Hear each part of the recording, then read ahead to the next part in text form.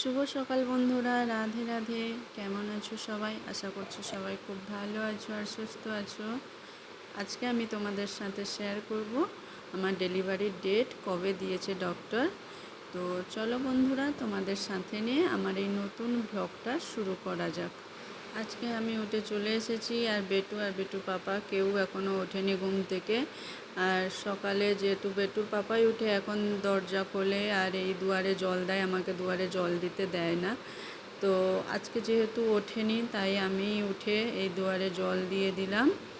আর এইদিকে আমাদের গাছে বেলি ফুলও হয়েছে, চলো বেলি ফুলগুলো তোমাদেরকে দেখাচ্ছি, কি সুন্দর।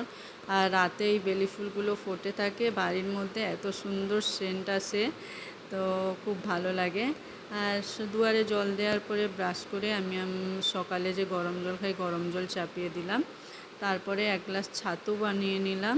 আর কি, ঘুম থেকে উঠে গেছি মানে বসে থাকলে তো হবে না, এবার কাজে লেগে যেতে হবে। ইচ্ছে থাকলেও বসার কোনো উপায় নেই, তাই চলে এলাম ঝাড়ু করতে।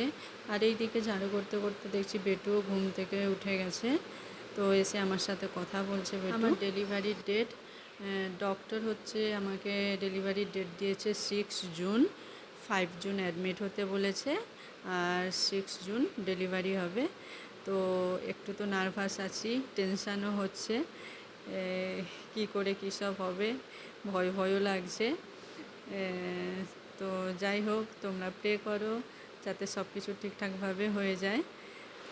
আর এক্সাইটেডও আছি, তো সামনে দেখতে পাবো, এতদিন পরে এতদিনের অপেক্ষার অবসান হবে।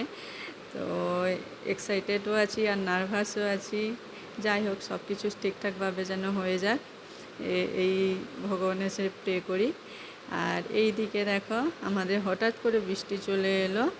তো আজকে কি রান্না করব চিন্তা করতে করতে তো দুপুরে বানিয়ে নিলাম ফ্রাইড রাইস আর আলুর দম, বেটু পছন্দের তাই।